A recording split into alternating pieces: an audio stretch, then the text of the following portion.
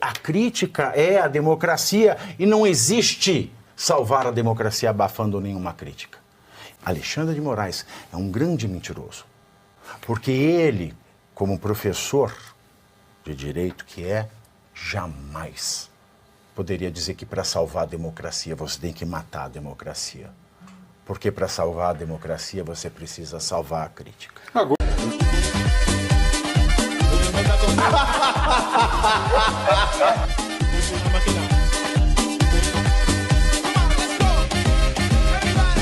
O grande pulo do gato nessa história... Não, é debate. O grande pulo... É um debate, por favor. O grande pulo do gato nessa história, Arthur, é o seguinte. Quando o Alexandre de Moraes, nessa fala, que ele é proibido de fazer, duplamente, primeiro, porque é vítima e está sendo juiz da instrução, e segundo, porque como juiz ele não pode falar fora dos autos, e como não existem autos, nenhum dos ministros desse Supremo fake, desse Supremo de desinformação, poderia estar fazendo como está fazendo agora lá em Brasília. E isso é um atentado contra o Supremo. Sim. É o que o Barroso está fazendo neste momento com os ministros. Isso é um atentado ao Supremo. Isso é um descrédito ontem. das instituições. Segundo ponto. Ela e fazem o que querem. Por que é que se considerou o Adélio Bispo um inimputável, jogou-se no manicômio e a tentativa de matar, aí sim, uma tentativa viabilíssima, com uma faca enferrujada, premeditado. Ninguém mais quer tratar. Enquanto isso, tem pessoas tão inimputáveis quanto Adélio Bispo, que o Alexandre de Moraes insiste em manter preso por causa do 8 de janeiro. Por quê? Por quê? E terceiro ponto, quando o Alexandre de Moraes diz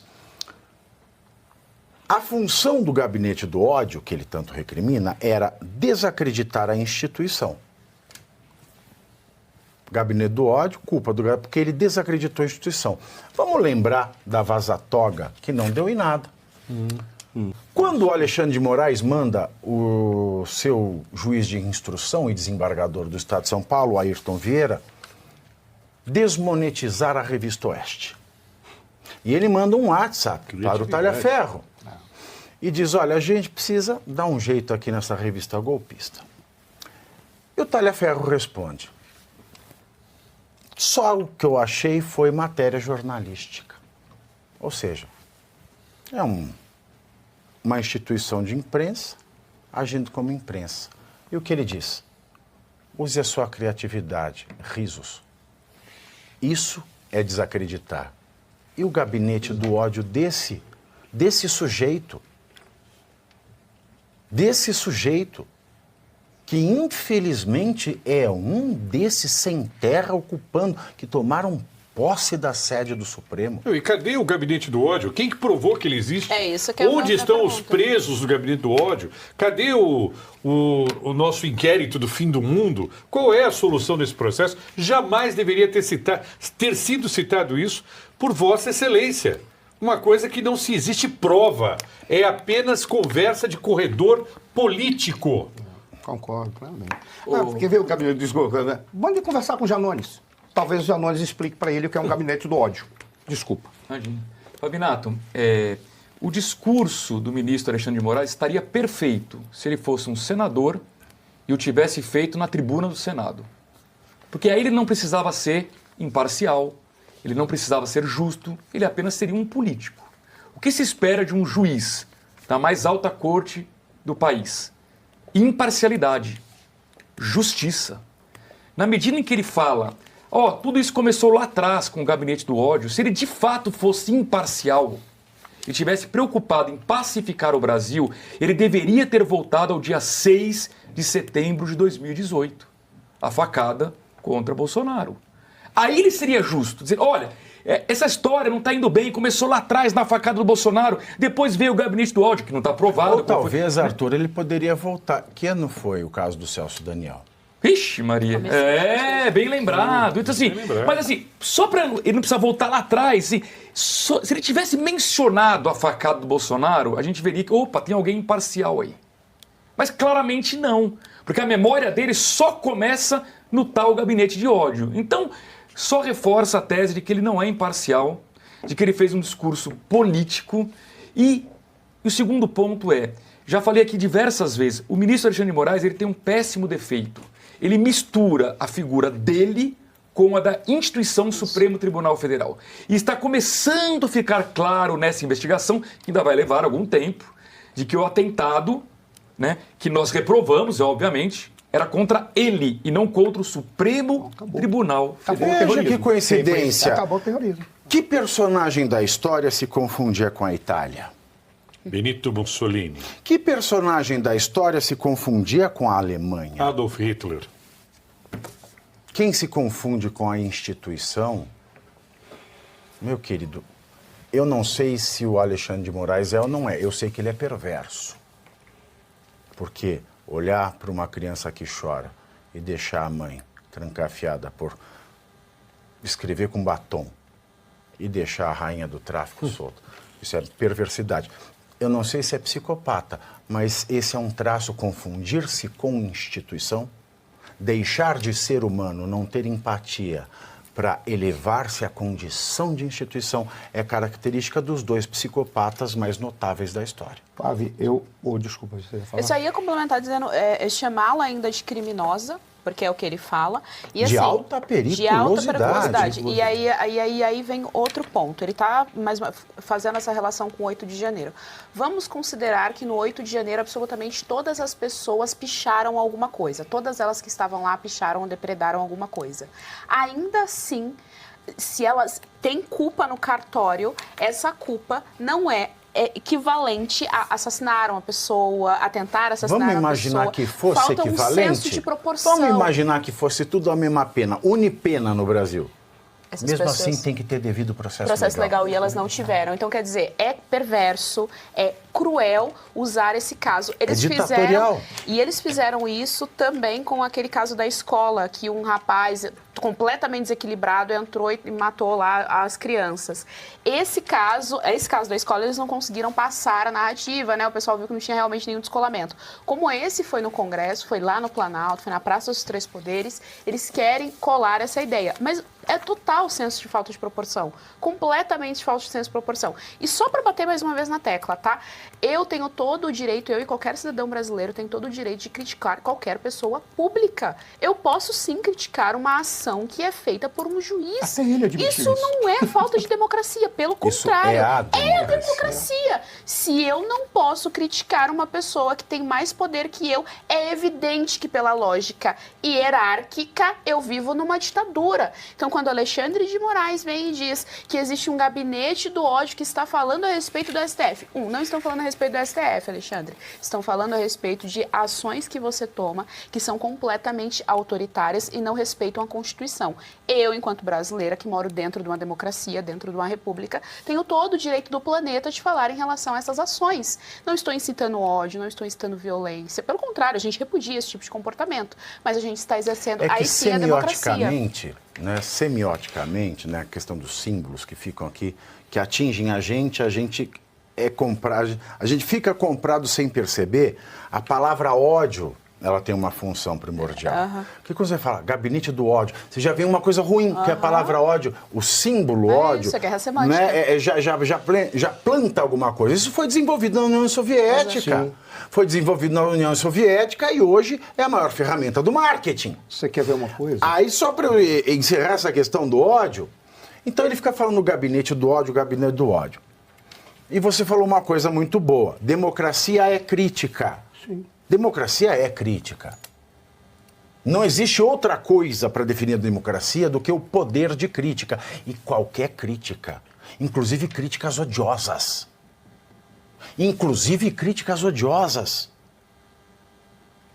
A democracia, não existe um manto da liberdade de expressão. A democracia é a própria liberdade de expressão. Sim. Vê-se quando começou a democracia em Atenas, ao mesmo tempo que começou um troço chamado filosofia. Ao mesmo tempo. Por que a filosofia nasceu em Atenas? Porque lá eram comerciantes que tinham contatos com todas as outras crenças, viam as diferenças, viam que um fazia o que o outro condena, não dava o castigo de Deus que o outro povo pregava, então eles já ficavam com dúvida, já ficava com a pulga atrás da orelha, já ficava com a crítica na ponta da língua. E, como em Atenas, eles fizeram uma religião de faz de conta, que é uma religião baseada na poesia de Homero, não uma religião com texto sagrado, é uma poesia. E poesia é aberta à crítica. Então, quando você não tem um texto sagrado ortodoxo, você tem uma economia baseada nas comparações e você começa a criticar, porque você compara as coisas. E quando você tem uma classe mais rica que o resto da população, e você quer dar respostas mais elaboradas e técnicas do que as respostas religiosas dos caipiras da Grécia, nasce a filosofia como filha da crítica. E, coincidentemente, nasce a democracia ao mesmo tempo, que é a possibilidade do cidadão ateniense criticar absolutamente tudo e jogar em votação. Mas antes da votação, tudo era criticado. E na nova votação, é criticado o que foi votado, porque a crítica é a democracia e não existe salvar a democracia abafando nenhuma crítica. E por isso este homem é um grande mentiroso. Alexandre de Moraes é um grande mentiroso. É um grande mentiroso. Porque ele, como professor de direito que é, jamais poderia dizer que para salvar a democracia você tem que matar a democracia. Porque para salvar a democracia você precisa salvar a crítica. Agora, só um ponto importante que a Geise colocou E vamos ter sobre uns tempo crítica, aqui, nós sobre estamos crítica e nesse relação. Houve agora as enchentes na Espanha. O senhor, a senhora deve ter acompanhado na região de Valência, e o rei espanhol, lá ainda a monarquia, o rei e a rainha espanhol foram ver lá de perto. Sabe como eles foram recebidos lá? O pessoal jogou lama nos reis. Jogou lama. E nem por isso os reis mandaram metralhar as pessoas que jogaram lama. E o tapa na cara do Macron. O que você diz sobre isso? Macron lá, cumprimentando as pessoas, tomou um tapa na cara. Como é que faz? E as ovadas, que são clássicas em vários políticos mas que você está são pegando criticados. só um recorte. Porque se alguém desse um tapa na cara de Hitler, não ia ficar por isso. Por isso que eu estou dizendo e que você está sempre falando aqui. Você ser ditador significa que você é contra a democracia. Então, se você é contra a democracia, você não tem moral para falar de democracia. Professor Soa não queria fazer um acréscimo? Tem alguns dados e é interessante. Por exemplo, pegar o caso aí, só fazer um comentário. No caso, sim, os reis foram recebidos com lama, mas o primeiro-ministro socialista foi recebido muito pior do que o rei, porque pelo menos os reis andaram diante do povo para tentar entender, já aquele socialista não andou o suficiente. Ou seja, a gente vê até o conceito de responsabilidade perante o povo, coisa que você não encontra nesses políticos à esquerda. A responsabilidade deles é com o poder. Mas é um dado que você havia falado, Pavinato, e aí, para mim, é bem importante. Uma vez a gente estava conversando sobre as condições necessárias e suficientes para a democracia. Há várias instituições que são necessárias, mas só tem uma que é necessária e seria suficiente se não houvesse as outras. É o direito à contestação e à crítica. Isso é uma condição necessária. Você pode tirar todas as outras, como voto, quer que seja, mas o direito à crítica e à contestação é necessário e seria suficiente se não tivesse outras instituições para existir um regime democrático. Exatamente. Porque o povo poderia controlar os seus governantes. É aí que estaria o poder do povo. Quando você falou da questão simbólica, isso é espetacular por uma razão simples. A União Soviética trabalhava com isso e Goebbels trabalhava com isso também. E toda a esquerda brasileira, ela já incorporou... Goebbels chupou da União Soviética. Sim, porque eles eram socialistas, independentemente de dizer que é mais isso aqui, que é esperto que tá, mas eram socialistas. Porque eram inimigos internos, os socialistas adoram se matar. Mas então, vamos deixar de lado por enquanto. Mas a esquerda trabalha com isso e desde o momento que eles incorporaram os ideários de segmentos do nazismo, em 1968, incorporaram a ideia de política do Carl Schmitt, que é guerra, e não a relação inimigo e amigo é que fundamenta a política para o Carl Schmitt. Eles incorporaram isso, eles passaram a usar essa relação simbólica. Quer ver um exemplo? Eu estava na Câmara, eu estava no Senado, estava fazendo pesquisa lá, quando teve a questão do teto de gastos. Como que eles apelidaram a PEC do teto de gastos? a PEC da maldade. Pois é. É o ódio. Exatamente. Eles colocam um símbolo da polarização amigo e inimigo, porque eles não querem entender o que está acontecendo ali. O meu problema neste momento, que a gente já viu que nós não temos a democracia, o Estado Democrático de Direito consolidados no Brasil, muito menos em exercício, é que talvez o ato que aconteceu, independentemente de ser terrorismo ou não, está gerando reuniões que não deveriam acontecer e, neste momento, me parece, pode estar sendo trabalhado, estudado os processos para executar o estado de exceção no Brasil. Eu acho que hoje é um dia que isso. se inicia a institucionalização do fascismo acadêmico sem academicismo no Brasil. Fascismo acadêmico é uma espécie de fascismo que foi aplicado em Portugal e era dirigida por um conselho de ministros a despeito de qualquer constituição ou lei, porque eles entenderiam que é melhor para o país a cada momento da vida dos seus cidadãos. Nesse momento no STF está acontecendo, institucionalmente ou não, mas está acontecendo um dos atos inaugurais e definitivos de um fascismo acadêmico. Eu quero dizer uma coisa aqui sobre esse tema, e eu queria encerrar dizendo isso. Eu não uso de violência física. A minha arma sempre é o argumento. E o argumento, é claro, ele é municiado por tudo que eu estudo há mais de 2 décadas em direito. Mais do que ganhar ou perder, ver meu candidato ganhar ou perder as eleições, ver as ideias políticas que eu mais gosto terem sucesso ou não no meu país, me causa mais revolta o fato de estudar por mais de 20 anos uma disciplina que não tem mais utilidade prática. E tudo que eu falo aqui, eu faço através do argumento, através da lei, através da doutrina, da jurisprudência, do direito comparado, de tudo que aprendo e venho aprendendo há mais de 20 anos como jurista.